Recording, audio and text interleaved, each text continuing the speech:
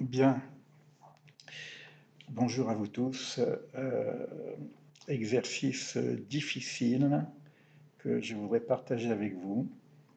Je vais partager un article que je viens de mettre sur le blog de Kabbalique Existentielle, dont je vous mettrai le lien, afin que nous puissions réfléchir ensemble sur ce qui se dit aujourd'hui par rapport à la construction du temple, et en tout cas à la destruction du temple, puisque ce soir, nous allons commémorer en tout cas, nous souvenir de la destruction du temple de Jérusalem.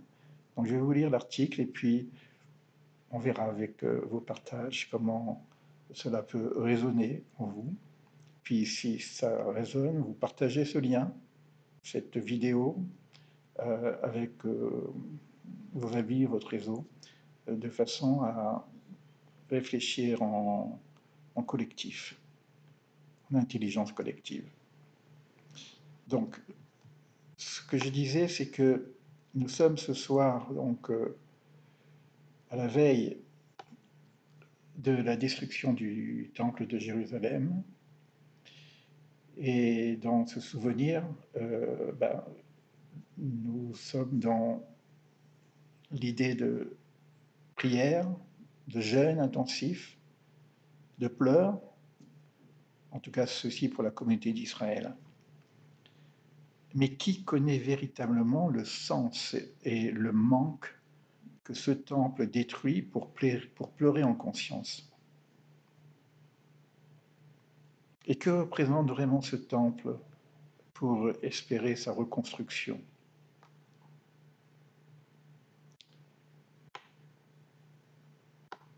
Ben écoutez, si je veux être sincère, et en vérité, je ne sais pas vraiment. Je sais ce que les sages d'Israël en disent, mais est-ce que je le sais en vérité à l'intérieur de moi-même?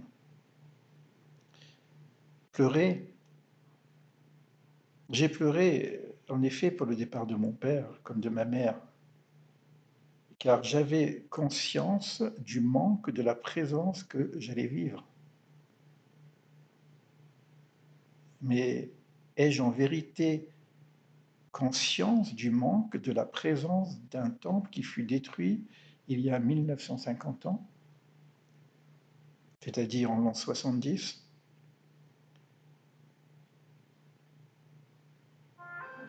Alors, évidemment, si ce temple est en rapport avec la présence divine, la question serait, est-ce que la présence divine aurait-elle besoin d'un temple pour se manifester, ou à nouveau? En tout cas, c'est ce que disent nos sages. Mais les prophètes disent aussi que Dieu n'en a rien à faire de nos sacrifices et de nos prières si nous continuons à porter la haine ou l'indifférence entre les hommes. Regardez le texte d'Isaïe. Les premières paroles d'Isaïe reviennent sur cette question. Quant au texte lui-même sur la construction du temple, il est bien écrit « afin que je réside en vous ». C'est-à-dire que la construction matérielle du temple a pour objectif de nous mettre à l'œuvre de la construction de notre propre temple intérieur. Comment construire ce temple intérieur? Quant au temple extérieur, qui sait comment être acteur du futur temple de Jérusalem? Qu'est-ce qui serait dans notre zone de contrôle, d'action, pour en être acteur et pas simplement spectateur?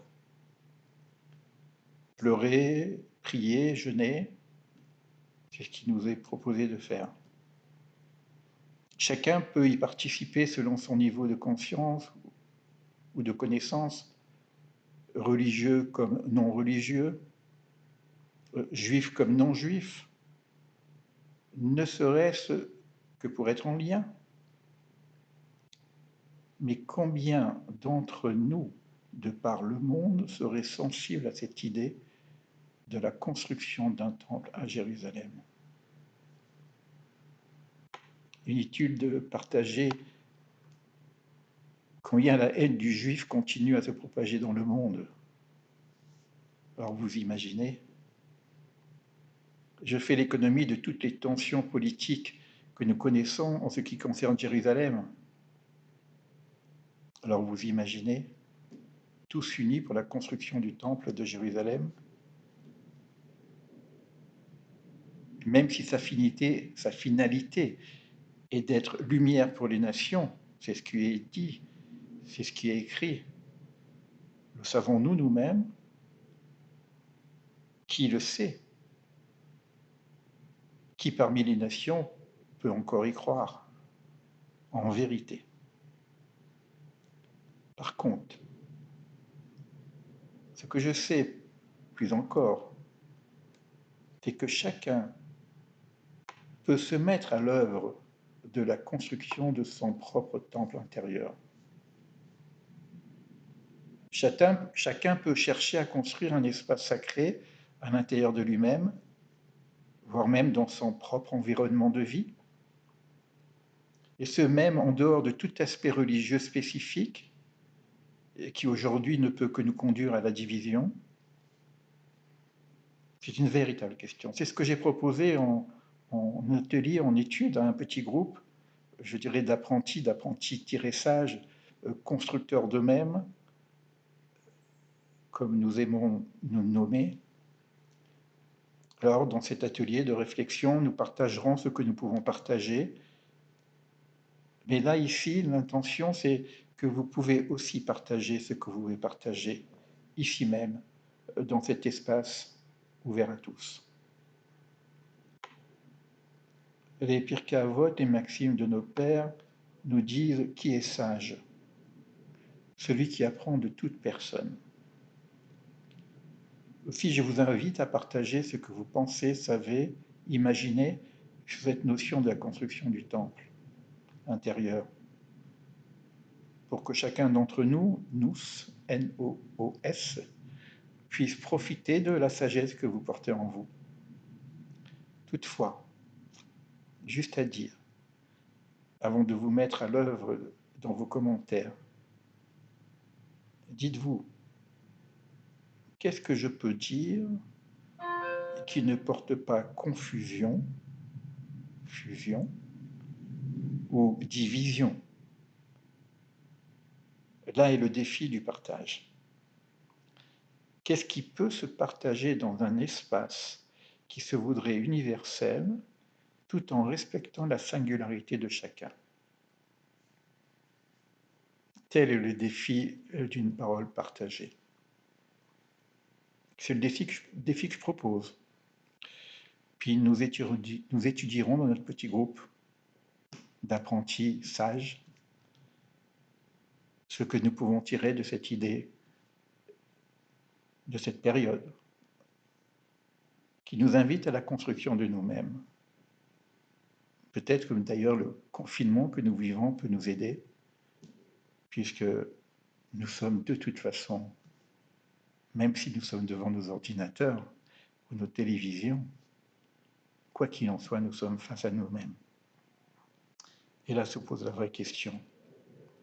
Qu'est-ce que la construction de soi-même, mais pas que pour soi? Voilà, je vous remercie pour votre écoute. À bientôt. Partagez si vous pensez que c'est intéressant à partager. Mettez un commentaire si vous pensez que vous avez quelque chose à dire, à partager. Autrement, je vous dis à bientôt et vous aurez certainement l'occasion, si vous continuez à nous suivre, de découvrir les résultats de notre petite recherche de groupe, que nous faisons d'ailleurs dans un petit espace de Zoom. Voilà, je vous remercie pour votre écoute et je vous dis donc à très bientôt.